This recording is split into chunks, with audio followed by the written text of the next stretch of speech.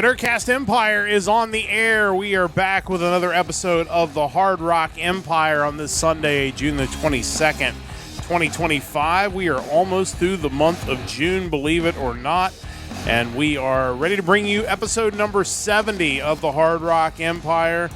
Looking forward to another great week of music, and it was a little bit challenging this week, but overall I think we found four pretty good new albums to bring to your attention this week, so we're very much looking forward to that coming up on this episode. Of course, we will bring you the latest news headlines as well, and then we will check out a couple of classic albums in the vault and finally wrap things up with this week's question of the week, which is the Power Trio.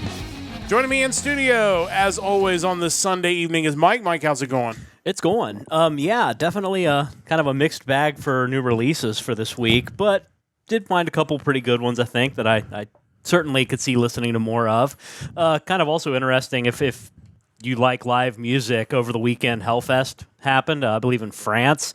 There's a lot of YouTube videos out there from some of the performances, but you had Korn, Muse, Scorpions, Linkin Park, tons of acts like any other major festival, but I saw a couple pop up on my recommendations, so that's always cool to check out. Yeah, and there probably several bands that we've talked about pretty regularly on this podcast that probably had sets at that event over the weekend, so definitely check that out. Of course, as we always talk about, support these bands that we talk about, and when we talk about these festivals, try to get out to some of them, and obviously the more we can support live music and live concerts, the better chance that those things are going to be able to continue.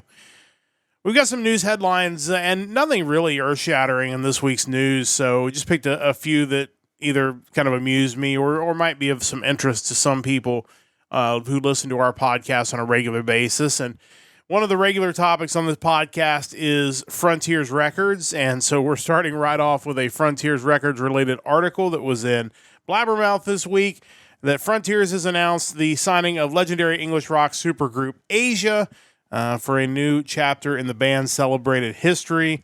And, we've talked about Asia, I'm sure, before on this podcast. And, it's kind of interesting that this appears to be kind of a second stint with Frontiers for Asia. They were signed to the label a little while ago and now are getting back into Frontiers. And, I mean, I'm not shocked to see that they had previously been in Frontiers, because honestly, I was a little surprised to see this story, because my first thought was, you mean they're not already signed to Frontiers Records? Yeah. But, Asia, really great group from the 70s and 80s, and kind of interesting to see what this partnership ends up bringing for the band. Yeah, absolutely. Definitely can't fault these bands for getting back out there. Someone like Jeff Downs, we talked about stories earlier. Who were we talking about just last week? Yes. Yeah. You're talking about bands who don't have original members left. You have Asia reforming with one original member. And like a lot of those Frontiers bands, you see they bring on some newcomer vocalist who apparently sets the world on fire, and Harry Whitley. So I imagine they sound really good. I'm not as familiar with Asia's body of work as I probably should be. I know the singles like most people do, but kind of looking through their discography, and I got a lot of homework to do because I definitely want to check it out. I find their weird, naming convention for their albums to be kind of out there, from the debut self-titled in 1982 to Alpha, Astra, Aqua, Aria, Arena, Rare, Aura. And then they seem to have broken away from that naming convention in 2004. But a lot of albums starting with the letter A. But yeah, definitely something I want to check out more of, and kind of excited to hear they got some live albums, DVDs, and a brand new studio album set for next year. I'm looking forward to hearing what that's going to sound like. Of course, the singles you mentioned, songs like Heat of the Moment, Only Time Will Tell, Soul Survivor, those were three of the big Asia singles. They're a band that I think fits right in with a lot of those other. I mean, you talk about Yes. I mean, I feel like this is another band that fits very much in that same mold. The classic rock, but also progressive rock, and for whatever reason, whether it was just the fact that they didn't want to change their sound or whatever it might be, they continue to release albums into the 80s. But like so many of those groups, they kind of got left behind when the MTV era came about, when music started to change, when, the glam rock kind of came in the late 80s, you didn't really hear as much from Asia at that point. Well, they're partially to blame for MTV. That's very true. Jeff Downs, the original keyboardist of Asia, was in the Buggles, so he actually is part of MTV history. Video Killed the Radio Star, of course, the first video to air on MTV, which is a horribly mediocre song. Absolutely, but you mentioned also Yes, and obviously Steve Howe was in Asia as well. Pretty much rock royalty as far as prog music goes. John Wetton, King Crimson, Uriah Heep, Carl Palmer from Emerson, Lake and Palmer, rounding out the lineup of the original lineup of Asia. So kind of crazy. Yeah, you're 100% on the mark in the fact that I need to catch up on Asia as well, because I feel like that's a band that I need to be more familiar with their discography. Like you said, I mean, maybe for whatever reason, don't get the attention that a group like Yes does. And it could just simply be because Yes was able to find a way to have a bit of a renaissance in the modern era when Roundabout kind of hit again, thanks to, its appearance in JoJo's Bizarre Adventure, kind of brought Yes to a whole new generation of rock fans. And, maybe Asia just needs to hook up and get heat of the moment and involved in some show to bring it back to the forefront. But I'm excited for them. That's great news. Yeah. And I think whatever they release will sound good. And like I said, the chance for all of us to maybe become more familiar with the great catalog of albums that they have from over the years. So really cool news from Asia, especially if you are a fan of progressive rock. Speaking of progressive bands, I think this is certainly a band that fits the bill. The band Rush, obviously no longer active after the passing of Neil Peart. They hung it up, but their fans obviously continue to celebrate the band. And Rush Fest Canada coming up in Toronto Friday, August 1st and Saturday, August 2nd. It will mark 10 years to the day that Rush played their final concert in Los Angeles on August the 1st, 2015. And again, if you look at the Blabbermouth article that I've posted in chat, this sounds like if you're a Rush fan, this is going to be a blast of a 2-day event. A lot of tribute bands, a lot of events and commemorations and things like that. So I think if you're someone that can get over to Toronto at the beginning of August and you're a fan of the band, I think this is probably already on your calendar, but if it's not, it probably should be. Yeah, absolutely. The tribute bands and cover bands, that's cool enough to begin with, but they also mentioned that you have like their longtime producer that's going to be in attendance, as well as Hugh Syme, who I've talked about before months ago on the podcast. The album artwork that he has done over his career and the bands he's worked with, staggering. And the dude is just incredible. But I think it'd be really cool to see any content he provides to this festival and maybe like an art exhibit or something to that effect. But yeah, Terry Brown's the other name. The producer for their first 10 albums. That alone would be really cool. But yeah, you go down the list of all the other acts, a lot to take in, for sure. 2112, tribute band faithful to the Rush spirit. Moving Pictures, an official house band featured at Rush Fest Brazil and Lakeside Park.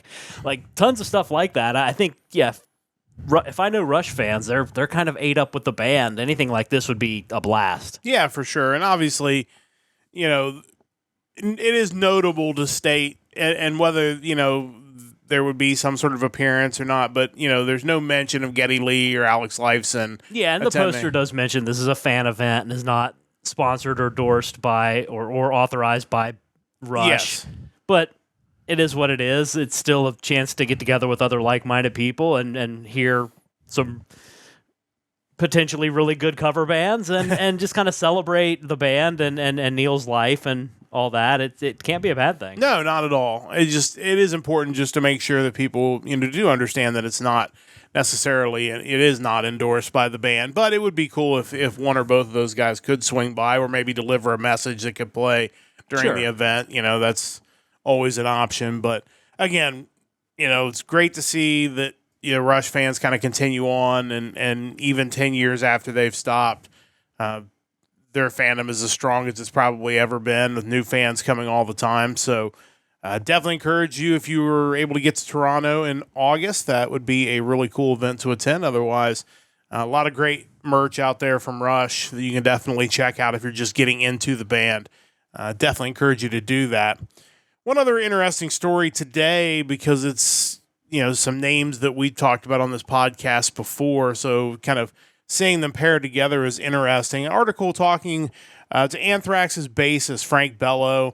He was actually on Ozzy's Boneyard on Sirius XM recently, and in the interview, he talked about a bunch of different topics, but one that was kind of interesting and certainly was the headline of this article is the fact that he's currently writing music with Living Colour, and in their efforts to release a new album coming up soon. And we got a chance to see Living Colour. They were amazing. The thought of them releasing new music and the thought of someone like Frank Bello having a hand in that new music is really cool. Honestly, it was just kind of cool to hear the collaboration there that, kind of ties those two bands together. Yeah, absolutely. In the interview, too, he talks about playing with Anthrax at Ozzy's farewell show, and he's also going to be involved in some of the all-star supergroups that are going to perform at that event, so that's really cool.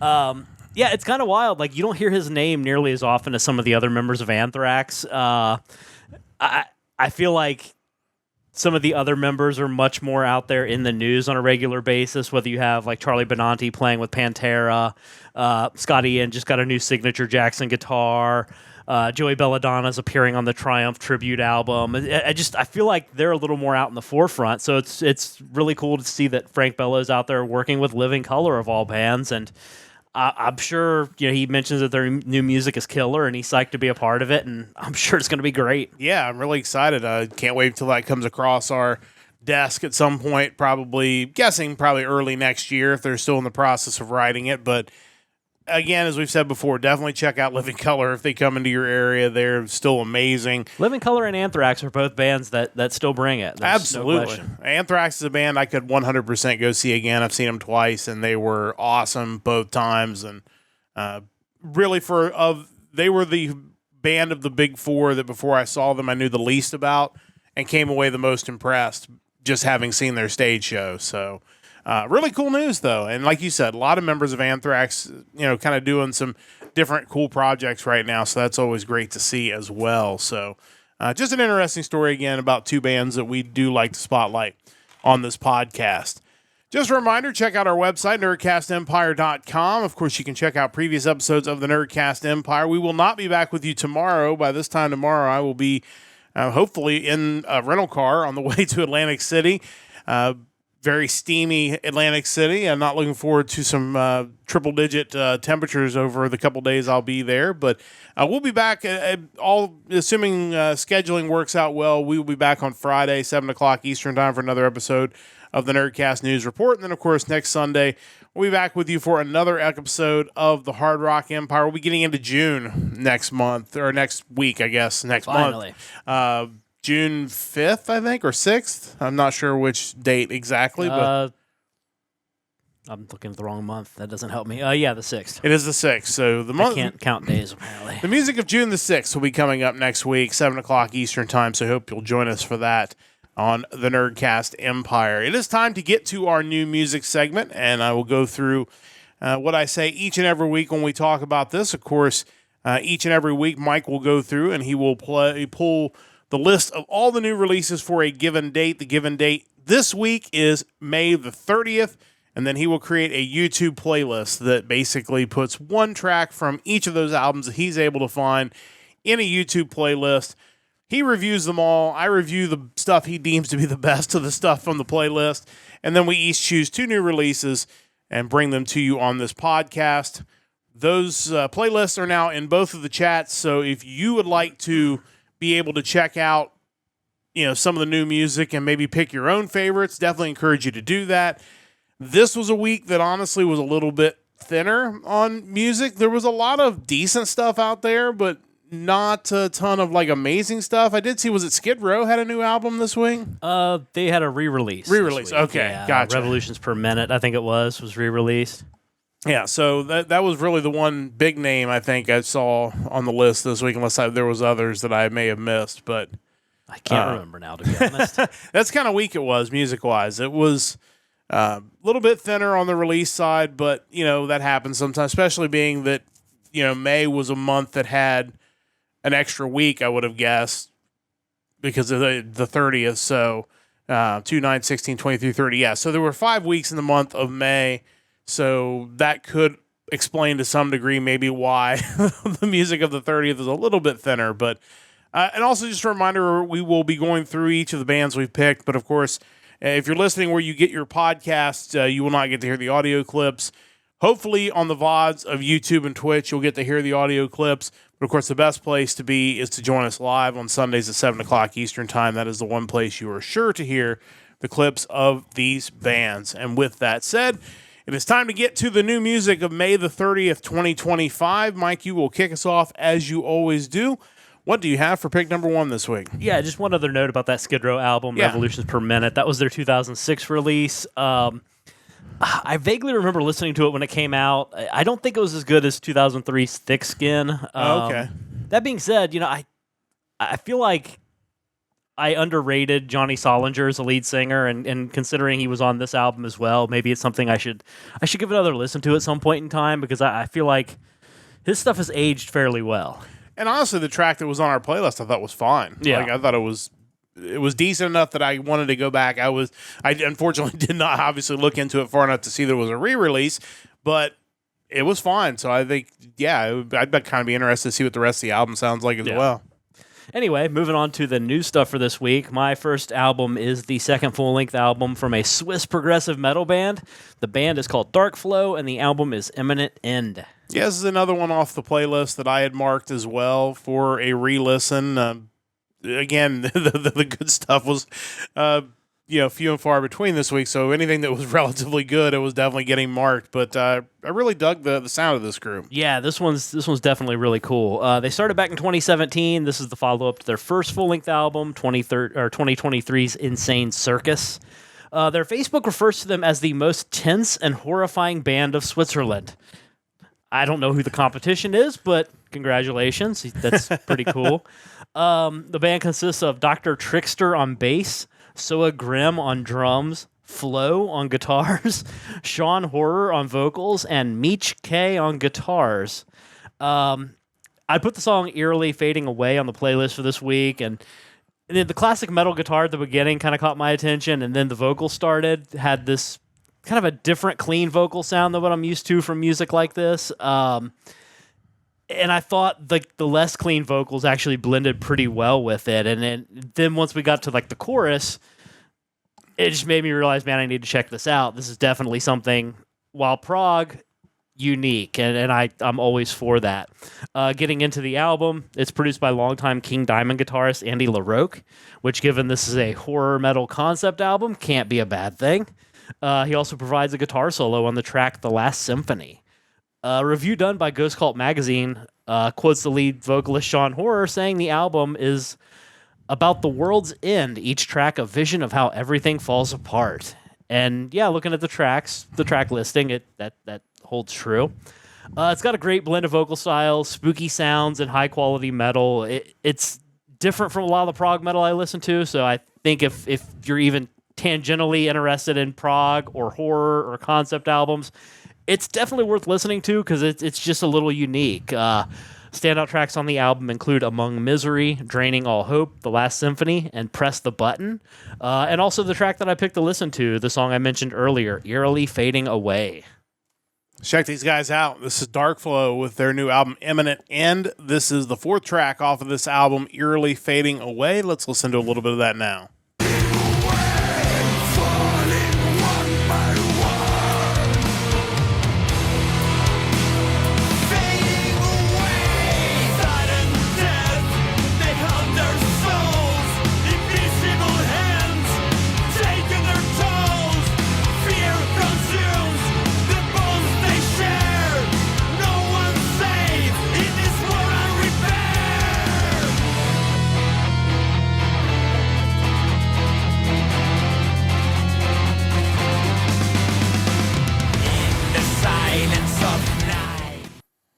Yeah, I think the thing that jumped out at me from the playlist was just the different sound than, like you said, typically bands like that sound different than that band sounded, which I think immediately kind of makes you take notice because you're not expecting that. But I think, like you said, I think the clean vocals really work here. They're a little bit of a different way to go about it, but I feel like it works really well with the music. And like you said, having anybody from King Diamond involved in your album is maybe and could be, that helped in kind of guiding the direction of what that album looks like. But no, the track off the playlist I really enjoyed and definitely need to check out more of this album. Yeah, it's always kind of refreshing when you have a prog band who their vocalist isn't James LaBrie sounding or Bruce Dickinson, maybe, like any of that, like more European metal vocal sensibility. You don't have it here, and I think that's definitely refreshing. And kind of making the comparison again to Dream Theater is the guitars don't feel like John Petrucci chords. Like it feels very rooted in traditional metal with a concept prog twist, and I think that's really cool. Yeah, like I said, I love just them giving you something a little bit different than maybe what you're expecting, and I think that's what made this stand out as one of the outstanding albums of the week. So I definitely check those guys out. Really enjoyed the first pick of the week, DarkFlow. Definitely worth putting on your radar this week. As always, you have 2 picks. What do you have for pick number 2? Yeah, so we got a fairly new band for pick 2. It's their debut full-length album. They are from Belgium. They are a heavy metal band. They are Divni San, and the album is Dreamlike Tales. Yeah, this was another one that caught my attention on the playlist this week, and it's always great when you got a newer band that's breaking through, and definitely interested in checking more of these guys out. Yeah, it seems like it's another one of those bands that in fairly short order have found one of those kind of modern record labels that we hear about every week, in this case being Wormhole Death. But these guys started back in 2021. They released their self-titled EP in 2023. Now they've signed to Wormhole Death, and we have this full-length album released the week we're covering, 2025. The band's made up of Thomas Lorsignol on bass and vocals, Fabrice Deptero on drums, Philippe Meshin on guitars, and Drazen Marek on vocals and guitars. The track on the playlist was the song Ready to Fight.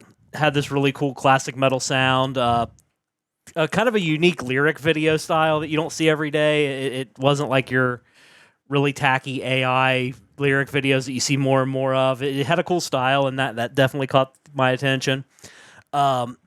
Their sound has a certain rawness to it, which can be a risky move, because I think sometimes when you go that route, it can unnecessarily make your album sound poorly produced, or like they're artificially trying to make it sound like it was done in 1980. But I think here it works really well for these guys. Nothing about it sounds bad, just classic, like a throwback in a good way.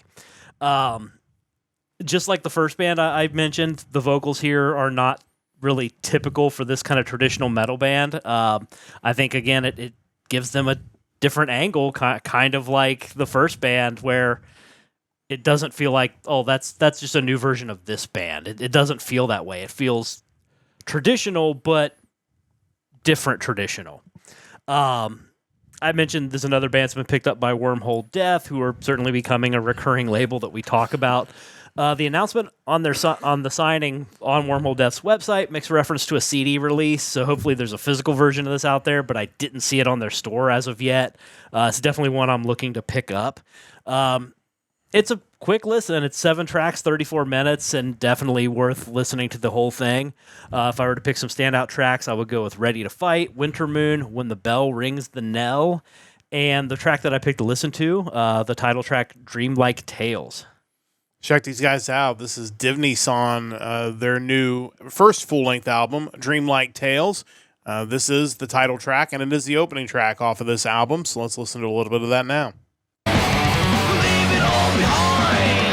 No need to fear the night. Listen to my voice coming from my soul. Dream like tales. Don't forget your prayers. From the father to the son, from the mother to the stone. Dream like tales.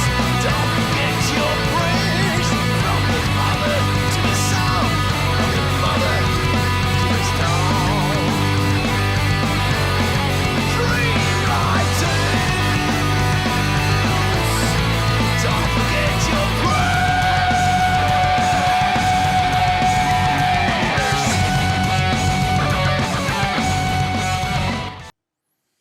One thing that's very evident, especially listening to it with headphones on, is the guitars are very prominent in the mix. Like, Yeah.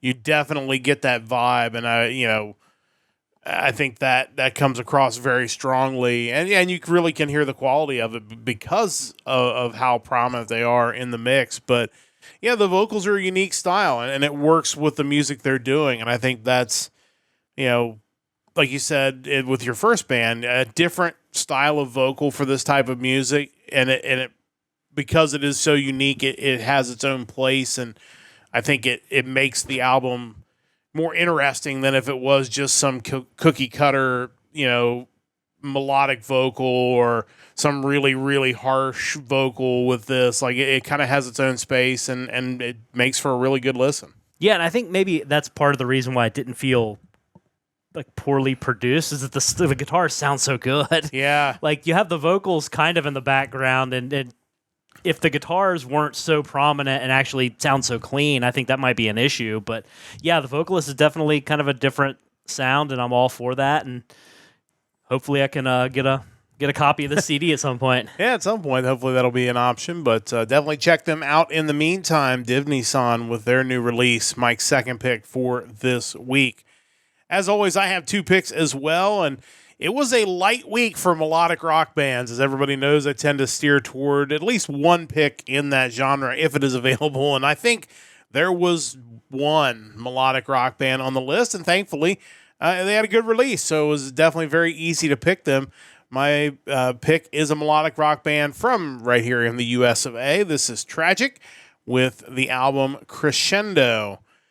This band has been around, according to Rock Poser, this is their 13th studio album. And the man that's kind of behind this is Phil Vincent. And I definitely encourage you to check out his website. We'll talk about it in a moment, but he's a very busy man. He's the lead vocalist, also plays rhythm guitar and keyboards. Also in the band is Vince O'Regan on guitars, or Regan, I guess it could be. Damien Dierko on bass, and Dirk Phillips on drums. If you like melodic rock that sounds like it's from the 80s, I think you're going to really enjoy this album. I mentioned Phil Vincent. He's a busy, busy guy. If you go to his website, philvincent.com, and you go to his discography, there are so many albums on there, and that guy must just be constantly writing songs. And I think that's great. Like, you've got these people that are just these musical geniuses that clearly are just constantly inspired and just let's get in and let's write something new and producing music at a high level. And I think that's the best part of it. It's not just rushing out 10 songs and being done with it. Like, these are clearly really good songs he's putting out there.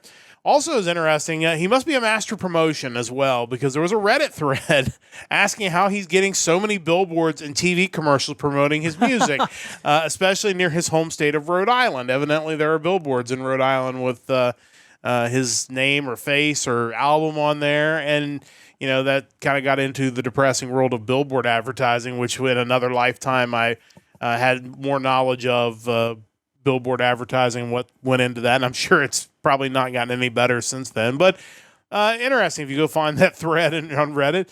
There's also, when you go through this album, a lot of really good new stuff, but there's also a good cover of Bachman Turner Overdrive's Giving It All Away on this album, which I really enjoyed. Definitely worth checking out. But overall, really enjoyable album. Standout tracks include Giving It All Away, Ungrateful, Beyond the Moonlight, and the song we're going to listen to on the podcast, Phoenix Rising. So let's check these guys out. This is Tragik with their new release, Crescendo. This is the opening track off of that album, Phoenix Rising. Let's listen to a little bit of that now. Walking through fire, lighting it up.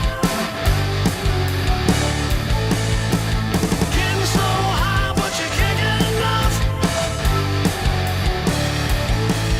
Like the phoenix rising, back from the dead, just to live it again. Like the phoenix rising, and you're never gonna die. If there was just one single thought. Quickly jumping into the next verse there. But yeah, again, just very solid. It feels like something in between a lot of the melodic rock of the mid-'80s and some of the early glam metal of the late 80s, kind of something in between. There's a little bit of a bluesy feel to them as well. It kind of gives you some like Dokken vibes. But overall, really enjoyable. If you're just looking for a great melodic rock album this week, definitely encourage you to check out Tragik. Mike, your thoughts? Yeah, I've said before that there needs to be more music like this, and we've since found out there is a lot of it. Just we never get to. We don't typically, we wouldn't normally hear it if we didn't actually go and seek it out, and I think more people should. But yeah, just in a week where I felt like I was struggling to find something to latch onto, this was one of the later Alphabet items on the list where I'm like, okay, thank you. I needed this. Good stuff. Yeah, I really enjoyed this, and like I said, Phil Vincent probably already halfway through a new album as we speak, already working on the next thing, but really good stuff from Tragik, my first pick of the week. Like Mike said, it was a bit of a challenging week, so, anytime we have these weeks like this, I always like to try to stretch some of the bands that I listen to and maybe get out of the box that I kind of paint for myself as far as genres I really check out. And it led me to a really interesting band that I really enjoyed this EP they released. This is a UK/Greece-based trio. Hilltops Are for Dreamers with their new EP this week, A Soulless Drive. And this is an interesting group because they've got some interesting influences. One review listed their influences post-hardcore, black metal, progressive rock, and melancholic blues. So there's a lot of stuff going on there. The same review from Elevar magazine noted this EP was a much more clearer focus with a more modern hard rock element to the music. They noted other releases had more harsh vocals. They're still here in the album of the EP, but they're definitely more sporadic. But really, really interesting sound, and it definitely has that modern rock feel. The band is, and I'll try to get this right, the guitarist, bassist, and keyboardist is Vasilis Papageorgakopoulos. Also on drums, we have Fernando Guerrero, and it's Sam Sanasi on vocals. All three tracks really solid. If this album is a shift in direction for this band, it'll be interesting to see what a full-length album from these guys sound like. But this was my kind of intro into this band, and overall, it certainly has made me want to check out more of their stuff as they continue to release new stuff. I definitely want to hear what it sounds like. But overall, if you like kind of the modern rock sound, I think you're going to dig this. It's 3 songs. It's an EP, so definitely listen to them all. But the one we're going to listen to on this podcast is The Oath. So let's check these guys out now. This is Hilltops Are for Dreamers. This is their new EP, Soulless Drive. This is the second track off of that EP, The Oath. Let's listen to a little bit of that now. I'll take an oath to love the heart that's breaking now until the morning, and I'll scream out loud. Let's take this oath for a soul that left the crowd, and in the morning, I hope I'm found, I hope I'm found.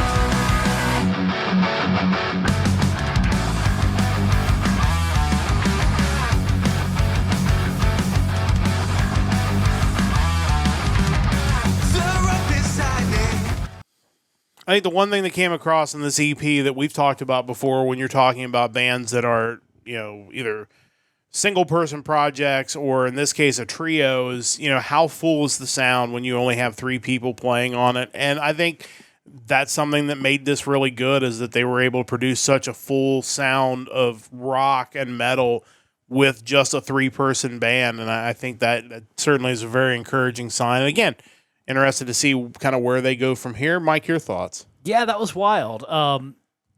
Like the chorus, the harmony was amazing, and they even found a way to kind of bring in the harsh vocals into that somehow, which was really cool. Kind of had like 60s rock feel to it. Yeah. But then they kick into like this guitar riff that felt more like early 2000s. It's just definitely a unique blend of styles, and I'm sure that's how you arrive there. But yeah, I definitely want to check out more of these guys. Yeah, and again, when you hear the different influences, it totally makes sense because you hear all of them in these 3 songs. But yeah, I'm certainly interested in checking these guys out again. So definitely check out Hilltops Are for Dreamers. Their new EP is out on May the 30th. And that is going to wrap up our new music for this week. And it's time to head into the vault where Mike and I will give you classic albums you need to check out. As we talk about every week, Mike is literally going through his vault and We have gotten past the halfway point. We are headed down the home stretch. We are up to the letter P this week. I'm sure there were several really good options for that. But what did you end up choosing for your vault pick for this week? Yeah, so the first time around, I picked an album by Poison Black, which I have plenty of others of theirs that I could have gone with. Other potential options, Presidents of the United States of America, classic debut there. Powerman 5000, Tonight the Stars Revolt, another tremendous album. And one of the few bands that were in kind of that nu metal movement that I really latched onto. I wasn't a huge nu metal guy, but Powerman 5000 I really enjoyed. That being said, what I end up going with is the sixth studio album from a German power metal band. The band is Primal Fear, and the album is 2005's Seven Seals. Yeah, this is another one of those bands of yours that I know I have heard bits and pieces of their stuff, but I've never really sat down and given them like a really good listen. But I'm relatively certain that I would enjoy their stuff if I get a chance to actually listen to full albums of theirs. Yeah, I've never really gotten into their history, like where they came from, beyond just being a German power metal band. But yeah, it's pretty interesting. So the band was formed by the former vocalist for Gamma Ray, Ralph Sheepers, who I'm familiar with. I know he's a tremendous singer. He had left Gamma Ray for kind of a twofold reason. I think one, he lived far away from like Kai Hansen and them and kind of felt like the distance was an issue. But also around that time, he unsuccessfully auditioned to be the new lead singer of Judas Priest. Oh. Who ultimately went with Tim Ripper Owens for their lead singer spot. But after that, he, Matt Sinner, and Tom Nauman, who have been playing together in a Priest tribute band amongst his other projects, decided to form the band Primal Fear. By 2005, when this album came out, the lineup for the band included Sheepers on vocals, Sinner on bass and backing vocals, Nauman on guitars, Stefan Liebing on guitars and keyboards, and Randy Black on drums. I mentioned before, Ralph Sheepers is just a legendary vocalist. There's no question about it. And now that I know the backstory, it makes it even more obvious that I can hear Rob Halford in his voice. Like, it just seems evident. So not surprising at all that he would jump at a chance to sing for Judas Priest. Makes you kind of wonder what made them go with Owens as their lead singer. I mean, not that either choice would have been bad. They're both great. But it does make you wonder why they went with Tim Owens in that situation. Mm-hmm. Now, when you get to this album, it kind of feels like a more mid-tempo, darker, maybe a bit heavier version of Gamma Ray, which I love Gamma Ray, so I'll gladly take that. It's got some outstanding tracks and really is kind of one of my favorite albums in that power metal genre as a whole. The band's still out there. They'll be releasing their 15th studio album, Domination, after signing with Reigning Phoenix Music, another big label we talk about pretty frequently. The lineup currently includes Sheepers on vocals, Sinner still on bass and vocals, Magnus Carlsen, who joined back in 2008 on guitars, and then a couple newcomers, Talia Belazeka on guitars since 2024, and Andre Hilgers on drums since 2024. Mentioning Magnus Carlsen, he's another guy who's just a legend in the industry, having worked with so many artists and being the creative force behind the Alan Land albums, which were amazing. So, any of their more modern albums, I'm sure I would love as well, just knowing that between Sheepers, Sinners, and Carlsen, you got such talented people behind the scenes. Standout tracks on this album, though, include Demons and Angels, Roller Coaster, Seven Seals, Evil Spell, All for One, and In Memory. If you're just looking for great power metal, look no further. This is an awesome album. Yeah, when you just mention the people that are involved in this, it can't not be good. Like, it's got to be amazing because just power metal royalty involved with this, and obviously Sheepers is amazing, and it's I'm definitely interested to see how he continues to sound with their new album coming out later in the year. And Magnus Carlsen, that guy is another guy that comes up about once a month on this podcast. He's either involved in something new, or we have a story about something he's doing, or we talk about an old album that he had a hand in. Like, the guy is an absolute legend of the business, and if you want to have a successful power metal, melodic metal, just metal album, you should probably get him involved somehow, even if he's just like mixing it or just producing it or just giving you ideas. He probably should be in there. But yeah, I really want to check these guys out. Again, too many good people involved in this band for it not to be amazing. So I definitely want to give this a listen. It's kind of crazy to think that many years into their career, because I mean, this album came out in 2005 before Carlson was involved, but it's like the band had been around since the mid 90s. And then in 2008, they just get this injection of adrenaline that's Magnus Carlsen. Like that can't be negative in any way, shape, or form. But yeah, I mean, great album. I need to listen to more of their stuff, like so many of these bands, but this one's right up there. Yeah, definitely check those guys out. Primal Fear, again, still active, and we will certainly be talking about them coming up probably late September, early October when we get around to reviewing the music of September the 5th, I believe is the release date on that. So definitely tune in for that, but definitely we're checking out some of their old stuff as well here on The Vault.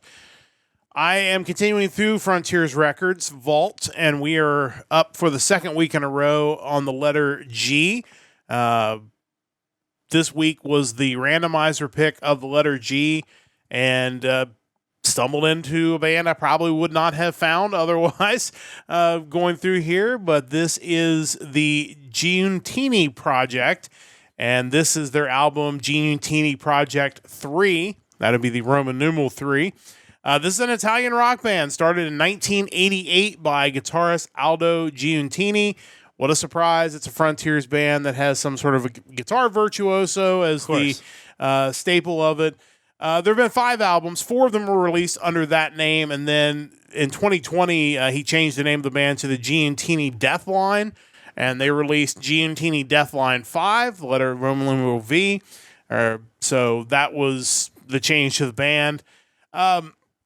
On this album, released by Frontiers in 2006, in addition to Giuntini on guitars, the album featured former Black Sabbath singer Tony Martin on vocals.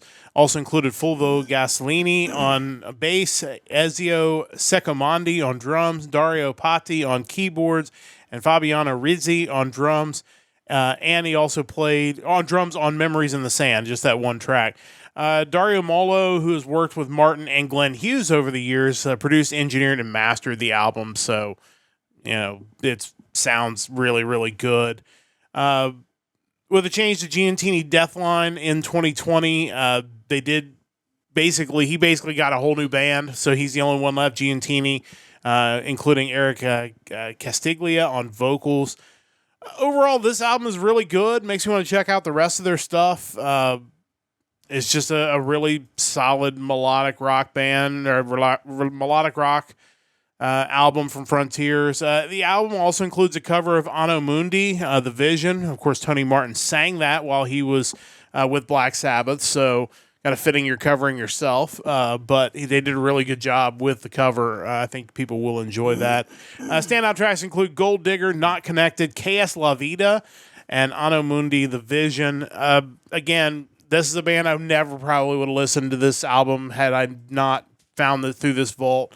It's not even a band I've really ever heard of, but they're still around, and maybe we'll get a 6th album from his new project, and we'll be able to check it out. But really cool stuff from these guys. So, again, it's just another example of Frontiers just putting together these groups and making magic with them. I would love to know the sales on some of these, because they have so many projects like this and bands like this that even someone like me, who over the years has had kind of probably more interest in that kind of music than the average person. I mean, maybe they do really well in Italy and in Europe, but I would love to see some numbers. I'm just curious. And it's like, if you know nothing else about that group, you see Tony Martin involved and just think, yeah, well, he's great. And it was. I mean, you listen to his vocals and it's just like, well, this is great. Yeah. Like, that seems to be the Frontiers method, where it's either you take a band of maybe not well-known musicians and you put 1 or 2 really well-known musicians with them, or a well-known singer, or vice versa. You take, we just talked about it with Asia in our opening segment, where you take a band full of legends and here's this brand new lead singer. We're going to, you've never heard of him, but he's amazing, and we're going to put him with your group, and you're going to get this new injection of life that way. They have found a way with both sides of the formula to just continue to produce amazing music. And again, if not for this podcast, most of these bands I either wouldn't have never heard of or probably would have never gone back and listened to their stuff. So it's been great to hear. Yeah. But good stuff. Definitely check out Giuntini Project. I had to find the album on YouTube as a file. I did not see it on YouTube Music, so your mileage may vary as far as trying to find these albums, but it's definitely worth the effort because it was really good stuff. So that is our trip into the vault for this week. It is time to get to the Power Trio, your hard rock hat trick. And this week, it's going to be summer. I mentioned it's going to be hot this week. So I thought, it's time for your summer road trip. And of course, if you're going to go on a summer road trip, you got to have a soundtrack for your summer road trip. Got to have the music. You got it all lined up. And, those of us of a certain age that meant, putting together a playlist and getting your CDRs and burning a new CDR for the trip.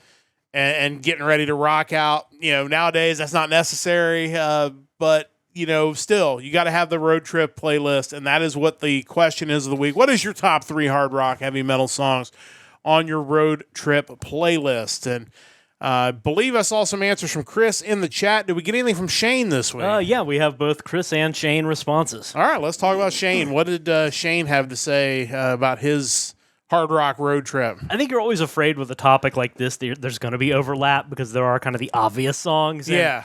I really like his picks, but I wouldn't have. There's really only one of them that I might have thought about, only because it's come up in topics, not as a pick, but it's been mentioned lately. Okay. Anyway, his first pick is actually a band I wasn't familiar with. It's from a Turkish symphonic metal band. The band is Dream Ocean, and the song is a cover of Phantom of the Opera. That's interesting. I'm more familiar with the Nightwish cover of it, which is tremendous. This one is just as good, but it's such an obvious, if you want to do symphonic music but make it metal, pick that song. If you have the female vocal that has kind of the operatic thing going on, you can nail it, and they did. It's a really cool song. All right, that's definitely not one I was thinking of, but a really good choice. Now let's do a total 180 from that sound, and we are going to go with the Proclaimers, and I'm going to be 500 Miles from their 1988 album Sunshine on Lathe. I mean, again, it's one of those ones that I would have probably put on a list, but I was sure somebody might say it, but it's a classic for sure. It's a great song. I don't know if it would be on my road trip playlist, but it is just an outstanding song, so different than anything I normally listen to. Yeah, I think the one thing I was thinking of with this list is singability. And to me, that song has the sing-along ability to it. So if you're in a car and you're with somebody of a similar age and they both know this song, you can kind of rock out to that song. So yeah, it may not be front of mind, but for that reason, I can see its inclusion. And if sing-along ability is what you were going with, I assume Shane was probably in that same mindset, because his number 3 pick is from the legendary Bonnie Tyler, the song Holding Out for a Hero from her 1986 album Secret Dreams and Forbidden Fire, as well as the 1984 soundtrack to the film Footloose. If we can get a clip of Shane singing that, we'll put it on the podcast. And you talk about pop songs of that era and singability, that's got to be right near the top of the list. Bonnie Tyler, legend. Yeah, for sure. Maybe underrated, honestly. I think probably. I feel like as far as vocalists of that time and artists, I feel like for whatever reason, she kind of falls through the cracks, and that's a shame because she's amazing. Yeah. So interesting stuff. What did Chris have for us this week? I should also mention Shane did have an honorable mention pick. We kind of got on the topic of Gwar, and he threw out the song Cool Place to Park off their 1990 album Scumdogs of the Universe. I was going to go a different direction with Gwar, which we'll get into later, but yeah, still a classic. Okay, fair enough. Moving on to Chris, his number 1 pick, definitely a sing-alongable song as well. Judas Priest, You Got Another Thing Coming. Yeah, that's definitely one that you could sing along with. A lot of Priest songs that would make good road trip music, I think. Yeah, for sure. I mean, anything where there's a natural crowd participation, I think that also vibes with a road trip song. Oh, yeah, no doubt. His number 2 pick, another band that has several songs that I could easily listen to on a road trip soundtrack. The band is Boston, and the song is Foreplay/Long Time. Yeah, that's a good one. And again, a band that you could definitely pick up probably a whole album to take on the road with you. But great band, great sound. Yeah, for sure.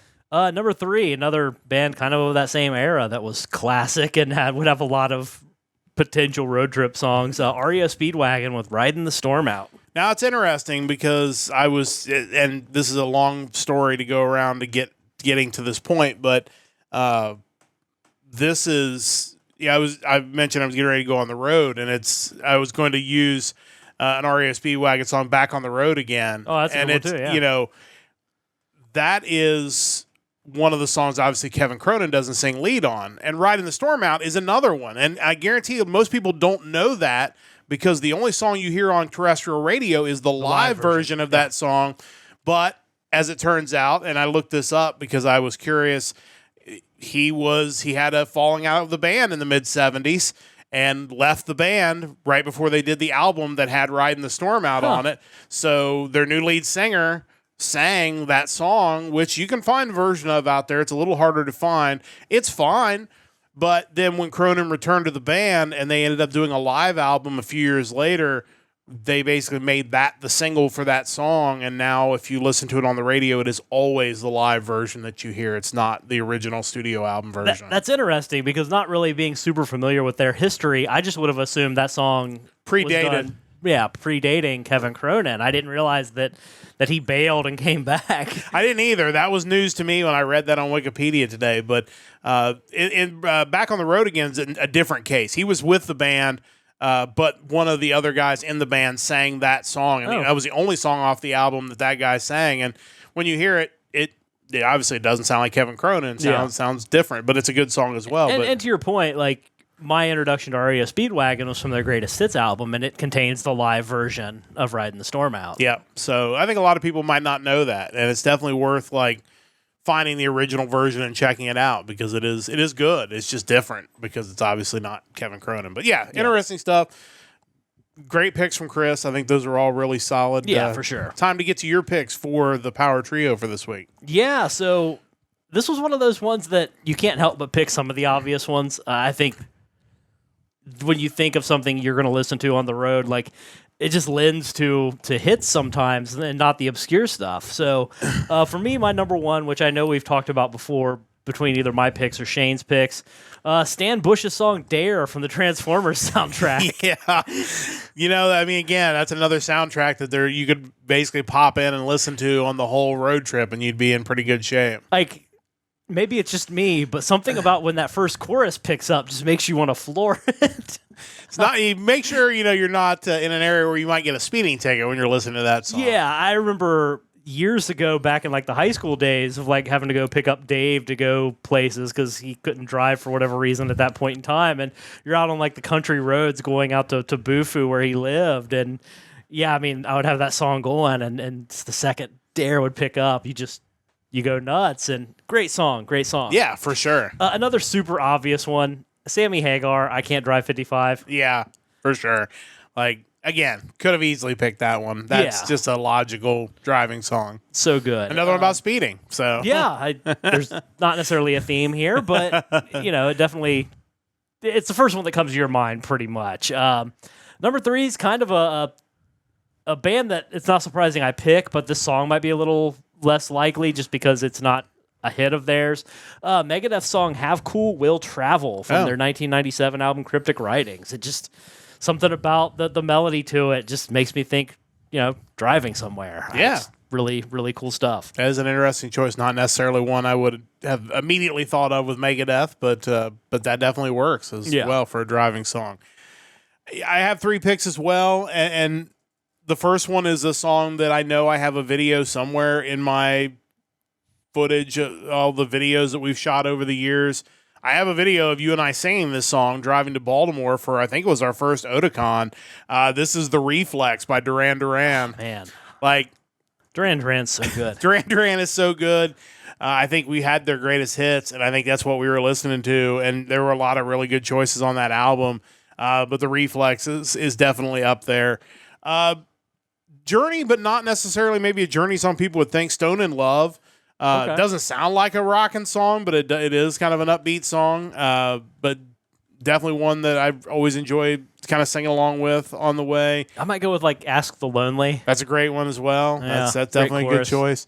And I wanted to throw one Sonata Arctica in there, so I went with The Wolves Die Young. That really kind of kicks it off. Yeah. Just got a great sound, very sing-alongable as well. But again, there's so many great choices, and again, a lot of obvious ones that you easily. Obviously, nobody picked "Life Is a Highway." I refused. There was a time back in college when, for whatever reason, Todd had his computer like on lockdown, and I think he was downloading "Life Is a Highway," and like the app or the program he was using to download it would just play however much of it was downloaded and then restart it. And his roommate was trying to sleep and obviously couldn't do anything about Todd's like fortress of a computer, so it just kept going over and over again. Oh, so it's classic. What was I gonna say? Sonata Arctica. Like, I think that's a good choice. I would think something like Blank File, Web Allergy, Cinder Blocks. Cinder Blocks. Just, travel-y about that. My Celine is another one. Like, it's got a great driving like guitar part to it that would be great to drive. I mean, the verses are a little slower, but like the in between is a little bit harder. I feel like there's a spin-off category to this that isn't necessarily like road trip songs, but they're like the more not the like high tempo type songs, more like the contemplative, like you're driving home like after a night of work and you don't want something heavy, you want something more like mellow. I feel like there's something like that out there it's like too. 1979 by something like that. That's one I always think about. Anytime it comes on, it's like extra, emo, I guess, for lack of a better way of saying it. Like when I finished walking today up at the high school, I was flipping satellite radio channels, and Paula Cole's "I Don't Want to Wait" came on, and I listened to it on the entire way home. I just thought, like, how like appropriate is it for me to be leaving the high school and this song being playing? Like, I feel like that just took me right back to the late 90s. I'm not necessarily a fan of the song, but it just felt right. Is that the song that Peter Griffin like? A new Toyota. Yes. I feel like now that I hear that song, that is now my first memory of that song is them doing the Dawson's Creek parody on Family Guy with a new Toyota. Want the one's got a lot of gas. And now that's all I think of when I hear that song. But you're right, there are definitely, and I think maybe that's a future topic. Maybe next week are what are rock and metal songs that immediately take you back to high school? And I think that is definitely a category because there are some, or college, something like that takes you back to that moment in time that immediately kind of snaps back in. So lots of good stuff. And again, I've got the link to the Discord in both chats. Join the Discord. Tell us what your 3 road trip songs are. Hopefully you're getting ready to head out on the road with 4th of July. If you're listening from Canada, you got Canada Day coming up next week as well. So let us know where you're headed this summer and what songs are going to be accompanying you there and what you think of our picks for the road trip songs on the Power Trio. But it is time to bring this episode of the Hard Rock Empire to a close. A big thanks to everyone for joining us. Big thanks to Chris for dropping his answers in the chat. Big thanks to Mike for all his work on this podcast. And of course, a big thanks to you whenever and wherever you are listening to this podcast. Reminder, we will not be with you tomorrow. We'll be back with you hopefully on Friday, 7 o'clock Eastern time for another episode of the Hard Rock Empire, the Nerdcast News Report. We just had an episode last Friday. Has done very well on YouTube, so thank you to everybody who's checked it out. You can definitely go check that out on demand. And, of course, all of our stuff's archived on YouTube. That's a great place to catch up on the VODs for this podcast. And, of course, we'll be back again 1 week from tonight. That'll be 7 o'clock Eastern time next Sunday. And we'll be bringing you another episode of the Hard Rock Empire. And it'll be the music of June the 6th coming up next week. So make sure you check that out. Hopefully it'll be a good week of music once again. Big thanks to Stove Lake Media for their continued support of our podcast. We'll be back with you again later in the week for another episode of the Nerdcast Empire. Until then, don't forget to join the Empire, the Nerdcast Empire.